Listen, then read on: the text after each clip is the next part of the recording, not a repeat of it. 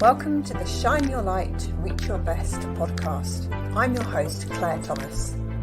I'm on a mission to support women who feel stuck, unfulfilled and disempowered to have a successful, fulfilled, soul-led life. I guide women to reawaken their unique power so they can shine their light and reach their best. Whether you know it or not, you are an incredible, unique and powerful being, and you are here for a reason. Don't let it go to waste. This podcast is designed to support and enrich the Shine Your Light, Reach Your Best self-development coaching cards. If you have a deck, then I thank you for helping me to shine my own light. And if you haven't, then follow the link in the show notes and head on over to my website to get your deck. It will be the best, most loved investment you make this year. But for now, sit back, relax, and let's work out how to shine all our lights brightly.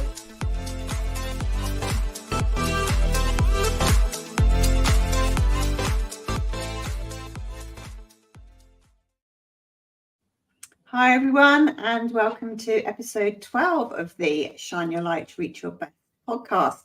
And I am absolutely delighted today to be joined by Ceri Hodgkiss from West Kent Mind, as it's Mental Health Awareness Week. So it's such a privilege and honour to have you here with me today, Ceri. Thank you for joining. Thank you for inviting me, Claire.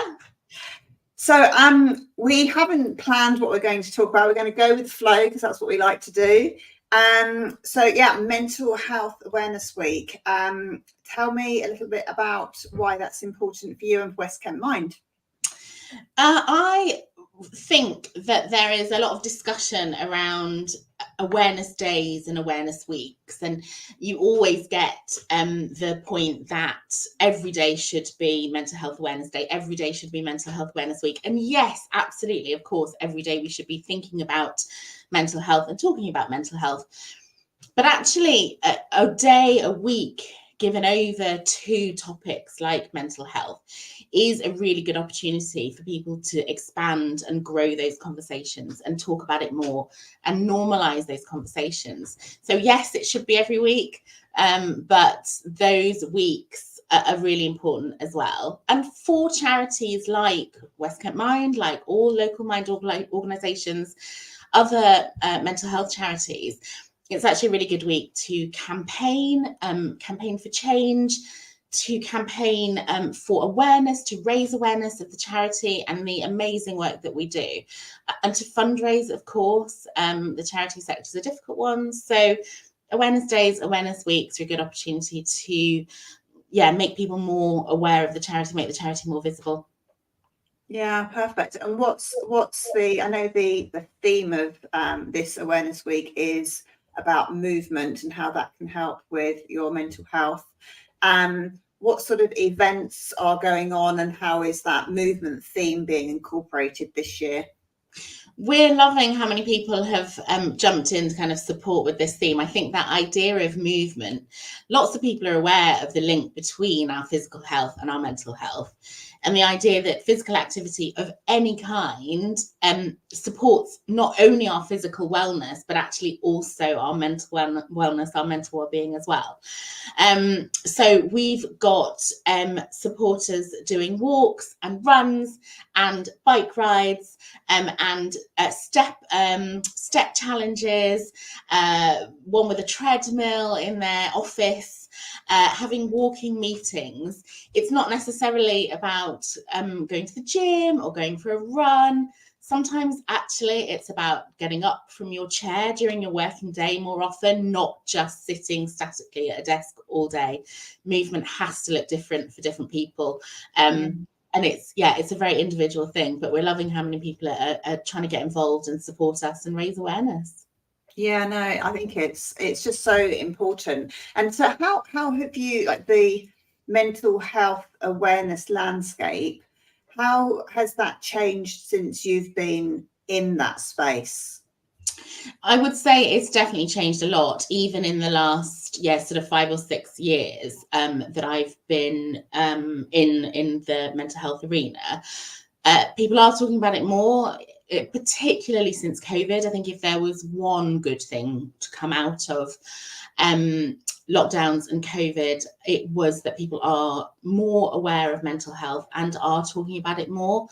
But I don't think there's ever a bad time just to remind ourselves and each other of some of the basics, actually, about having to take steps to look after our mental health, perhaps about what we might notice in ourselves or in people around us who might be struggling, and where to go for support, because it is a huge landscape, right? There's so much information out there.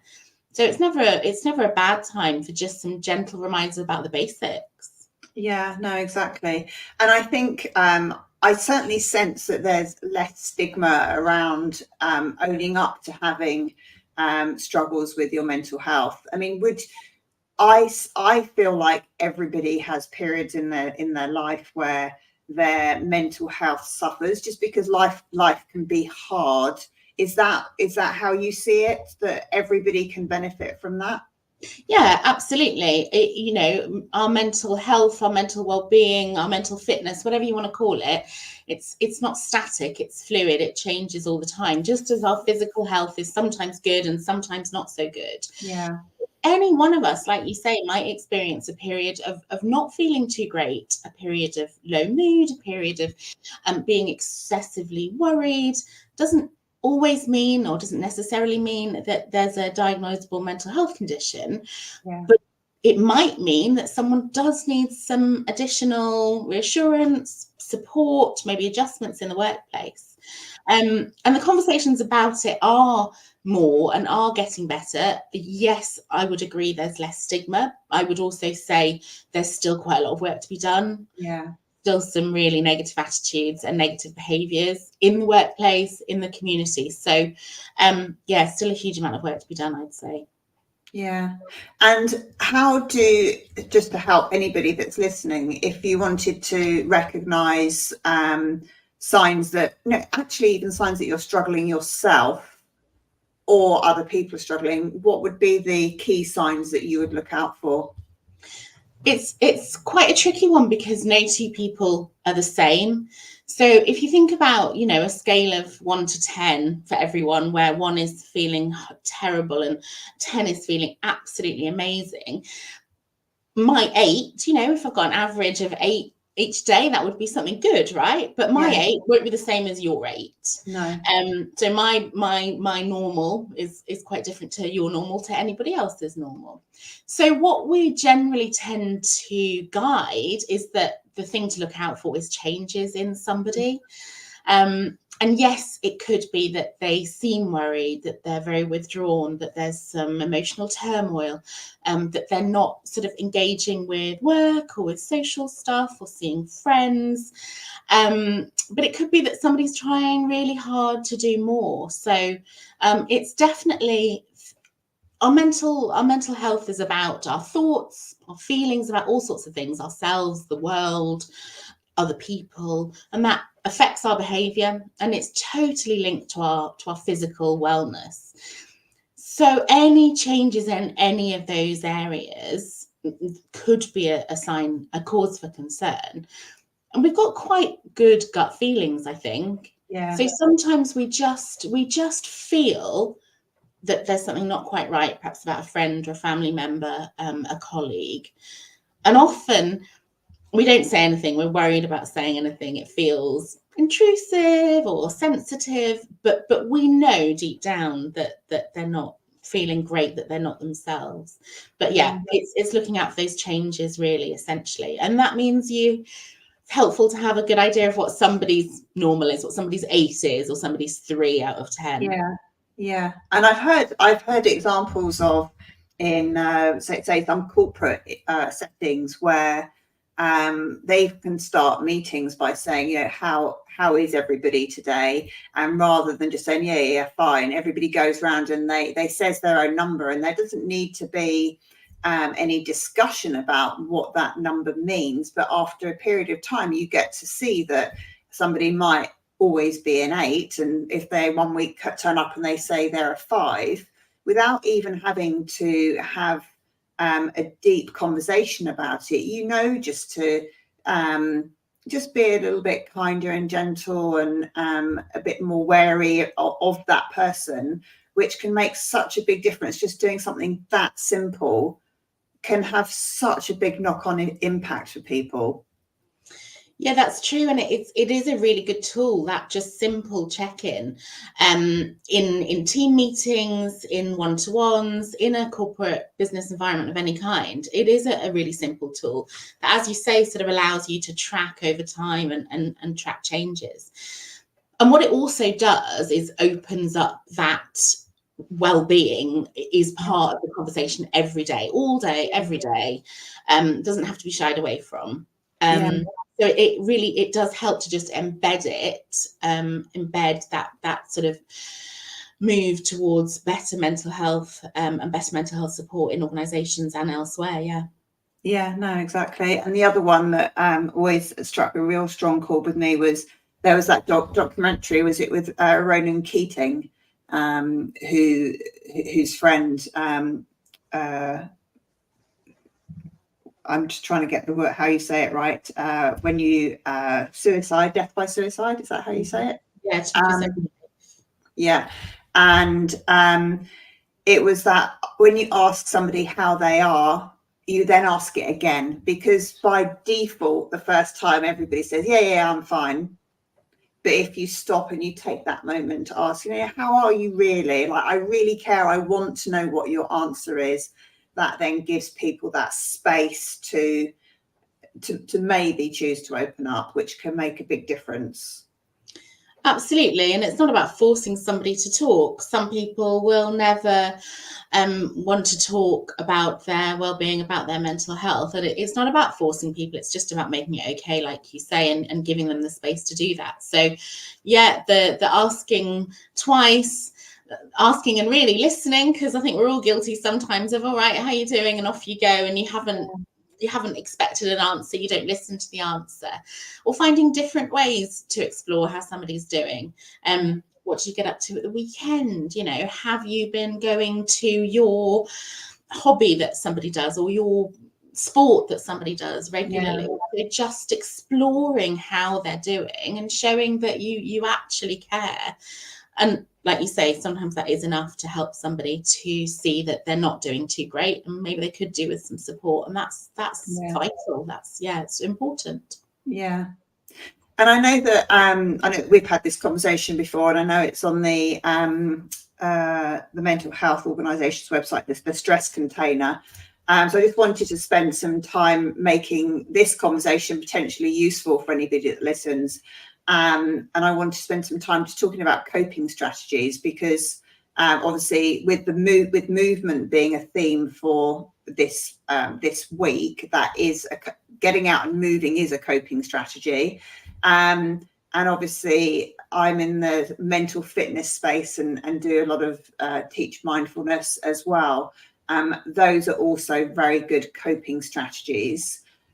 What other ways can people look after their mental health to build that resilience that means that when life hits them with a curveball, that they are able to stay a little bit more riding the waves rather than being knocked off the surfboard? Yeah, that's a great analogy. That idea of you can't necessarily stop the waves coming towards you, and we can't stop all of the stresses in life. Some pressure is good for us. It motivates us and helps us to perform. But as you say, it's about creating that resilience, that capacity, that balance to ride the wave.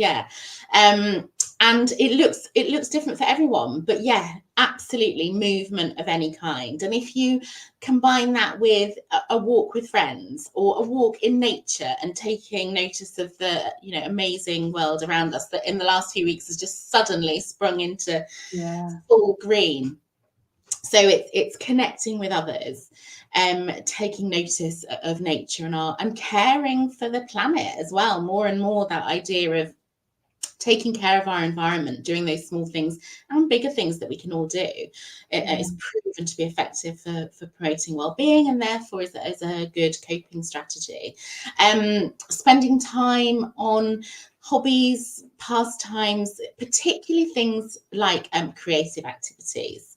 So anything arty, photography, writing, singing, music, listening to, playing of music of any kind. The small things that bring us some joy, that bring us together with other people, that create a bit of a distraction, realistically, so that your mind is focused on the thing that you're doing, and hopefully a little bit of happiness from it. So it's a distraction from other things that are going on. And it's the basics as well, you know, it's thinking about what you put in your body. It's thinking about getting enough sleep. It's thinking about time for rest and trying to create a balance between work and home and personal, and trying to create some boundaries around things, and asking for help. You know, we can't do it all alone, nor should we. We're built for connections with others. It's programmed into us. So actually talking to somebody else about how you're feeling, about what's going on, you know, combine that with a walk in nature. But yeah, that idea of actually asking for help, being kind and compassionate to yourself, and putting your hand up when you need that support. Yeah. And what I really heard in what you were just saying there was that element of striking the right balance in our lives. And obviously that balance is different for everybody. But I think we get so caught up in this world where we're go, do, achieve. And that, you know, that uses one part of our brain, but actually we've got this other incredible part of our brain where we are creative and we need the love and the connection. And you know, some of the things that you're talking about there, doing hobbies, being creative, connecting with people, going for walks, being in nature, those are all activities that are centered around who we get to be in the world, rather than what we're sort of conditioned to do in the world. And they both need to exist together in harmony, and getting that balance right is so important. But I think we just get so caught up in this hamster wheel of doing that we aren't even aware that we've burnt out until we get to the point where we fall down ill or we explode or something happens. And it's, I think what something that I find resonates really strongly with me when I first really thought about it was that working on your mental health and having a strong mental health is not something that you do because you have a mental health reason, condition or struggling with it. It's something that you can do at any point in your life, that is a foundation, it's a skill, it's a way of being. And the more you do it when life is good and normal, the easier it is to recover when life is difficult. And I think if we could get to a place where people want to do things that are good for their mental health when they're feeling good, so they can feel even better, we wouldn't even, you know, less people would get to the point where they really are struggling. Yeah, I agree. It is absolutely something that we all need to think about, regardless of whether we have an existing mental health condition, whether we've had experienced mental health problems in the past. It is about protection, about promoting positive well-being.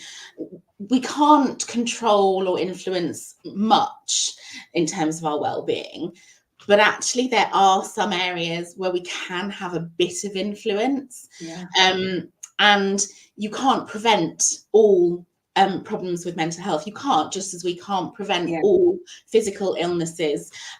But you're absolutely right. There is a certain amount that we can have some influence over in terms of building those really good habits, of putting those things in that we know are proven to protect our well-being, to promote positive well-being, that should start early in life and should be there throughout our lives to really help people thrive, And that's why, you know, people can live with a current diagnosis of a mental health condition, but actually be able to thrive in life. Recovery can look like having a current diagnosis, but thriving and living well. And the person might need some extra support along the way, professional support from workplaces, friends, family, community, perhaps ongoing medication, and crucially, their own self-care coping strategies as well. Those things that they've learned to build into their lives, that we all should learn to build into our lives,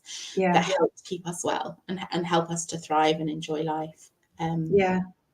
Yeah, no, exactly. I mean, and a very recent example for me was last week, my eldest, who's just sitting her GCSEs, and obviously doing lots of revision and starting to feel the stress of those, came to me and said, she messaged me because she was at school, and she said, can we do some mindfulness every day? And that's like, you know, that's like for her to recognize that just sitting down and doing 5 minutes of mindfulness can help keep her head in a space where exams feel manageable is incredible. And I'm like, that is amazing that she was able to do that. And that inspires me to keep going, because I can see that it has a ripple effect on people. And I think that's just a really nice example of how powerful it can be. Absolutely. And attitudes towards mindfulness have changed a lot. And people are more accepting of it's based in science. There is fact. It's, you know, there is science behind how it works. Yes, exactly. It's not just the nice fluffy stuff. It actually scientifically changes your brain and gives you helps you cope with difficult times and with those oncoming waves, like you said. So there is more understanding about it, you know, thanks to people like you who talk so eloquently and informatively about it, but with that passion as well, that real passion for it, which can't help but inspire other people to try it. It's obviously rubbing off on your daughter as well, which is fantastic. Which is great. And, you know, and I'll freely admit that there are days when I sit down and I meditate, and it's hard. I mean, there are days when my thoughts are very distracting, but that's okay, because that's how it's supposed to be. You know, just because I practice mindfulness doesn't mean to say that my thoughts don't disappear off somewhere, but it's being able to recognize that and bring them back, and be loving and kind to myself when that happens, and say it's okay. It's okay that today it's difficult, and maybe tomorrow it will be easier, but I know that the benefit of it is always going to be there. So, you know, that's what keeps me going, because now I know that if one of my children, for example, does something to wind me up, rather than my go-to reaction being to shout, I'll take a breath and go, okay. And that's really powerful in parenting, to have that as something that your children learn by osmosis. Absolutely. And, you know, the idea of not necessarily seeking perfection as well, and that self-compassion, that kindness to yourself. Inevitably, so many of us are so much kinder to the people around us than we are to ourselves, and we talk to ourselves in ways that we wouldn't dare talk to a friend, a loved one, anyone. So recognizing that, no, it's not always going to be perfect or what we would deem as right. And that goes also for going back to that idea of moving our bodies, going back to anything creative or artistic. It's not about seeking perfection. It's trying to avoid comparisons. It's about doing or creating something or being in something that brings you peace, calm, happiness, resilience, and it doesn't have to be perfect. It's, you know, it's striving for, like you said, for being yourself, and bringing that to whatever the activity is, whatever the strategy is, rather than striving for perfection. I think, that's important. And I think there's a really good point there, because I would classify myself as a recovering perfectionist. And actually, since I've let go of perfectionism, life just feels easier anyway. How much extra spare time do I have? Because I'm able to not, waste all that time trying to get the final 20%, 100% perfect. It's just that it makes no sense. It's in my head. It used to make a rational sense, but now it's like, well, there is no logic. It does, nothing needs to be perfect. Not even nature is perfect. It's all beautifully or imperfectly beautiful, or beautifully imperfect. Absolutely. And times where, yes, there are times where that striving for perfection is what drives us, and sometimes that's what's needed. Yeah. But actually also, yes, embracing the beauty and the imperfection, because none of us is perfect humans. No. That's part of what being a human being is. Exactly. Those beautiful imperfections, or those imperfect beautifulnesses. Yeah, exactly. Well, I've thoroughly enjoyed talking to you. Do you have any final reflections for this week? Obviously, I know that I'm running a series of talks this week, and I'm giving £1 to West Kent Mind for everyone that attends one of those sessions, which is really exciting. So I hope lots of people come so I can give lots of my money to you. So any final thoughts for anybody for this week? A big thank you to you for your support, and also to everyone who joins the sessions. And also just, to remind everyone that organisations like West Kent Mind are there to support. You don't have to have a specific diagnosis. You might just want some advice or guidance, but have a look at our website, or get in touch with West Kent Mind on email or on the phone, and there'll be someone who can answer some questions and guide you in the right direction for some support for you or a friend or loved one. That's amazing. And I'll make sure that all the links to West Kent Mind and the Just Giving page are all in the show notes that go out with this one as well.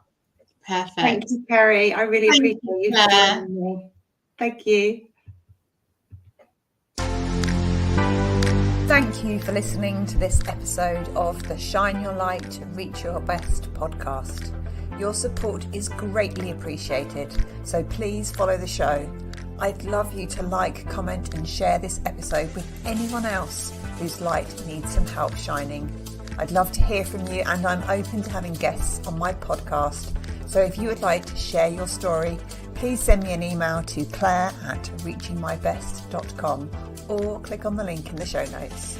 So for now, keep shining and reaching for your best.